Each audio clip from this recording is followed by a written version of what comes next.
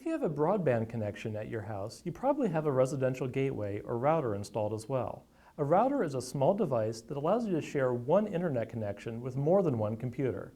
If you have DSL or a cable modem, it might be built into the modem itself. If you don't already have a router, you might consider getting one.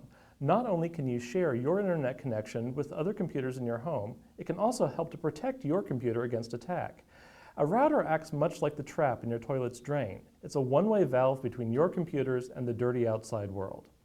Most routers these days come combined with wireless network access points, which is great because most computers, laptops, netbooks, and even Blu-ray and gaming devices come wireless ready. If your home wireless network isn't properly secured, your neighbors and even somebody on the street can access your internet connection and not only use it as their own, but could potentially see what you're doing online. They might be able to see which websites you visit or even read your email or instant messages. Also, if someone uses your internet connection to commit a crime, the crime would be traced back to you, and it might be difficult for you to prove that it wasn't you who was up to no good. So, how do you secure your router so no one can access your connection or see what you're doing online?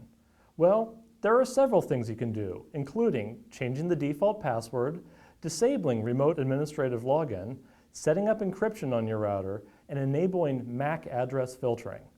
I'll show you how to do a few of these things. Remember, your router interface is likely not going to be the same as what I'm showing you here, but if you pay attention to the basic steps, you can figure out how to do this on your own router.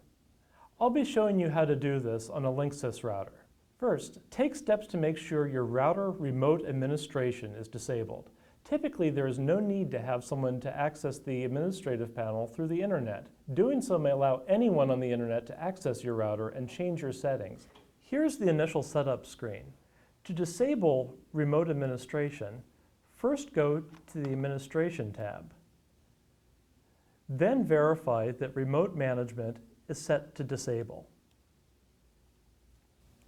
One of the most important features is to make sure that the data passing between the different devices, laptops, PCs, and so forth, is encrypted. Data passing in plain text can easily be read by anyone within the wireless range. Enabling encryption prevents this. Routers will usually have a setting to support both WPA, Wi-Fi protected access, and WPA2 mode so that any device can select the strongest implementation it supports. Please make sure WEP is not selected as it has been proven to be easily breakable. To enable wireless encryption, first select the Wireless tab. Then select Wireless Security and pick an appropriate security setting from the drop-down list.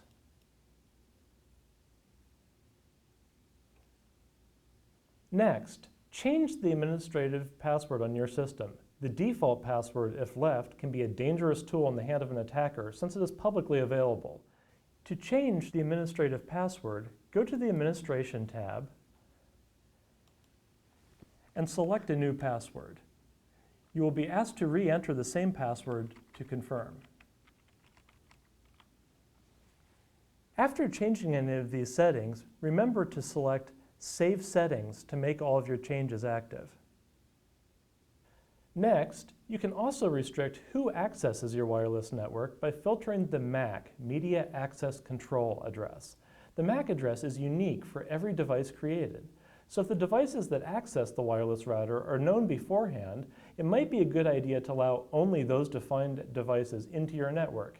Having such a filter can deny an eavesdropper from sniffing traffic on your network when within range. To enable wireless filtering by MAC address, select the Wireless tab. Then select Wireless MAC Filter, enable the filter, select Permit Only PCs listed to access the wireless network, and then enter the addresses of your devices in the form. Finally, take advantage of your setup wizard. It might provide most of the security functionalities mentioned by only asking a few questions when you install your router. See if there's a CD that accompanied your router, and you might have some software that will include the wizard and other important information. For more information on this and other security issues, visit our website at securitymatters.iu.edu.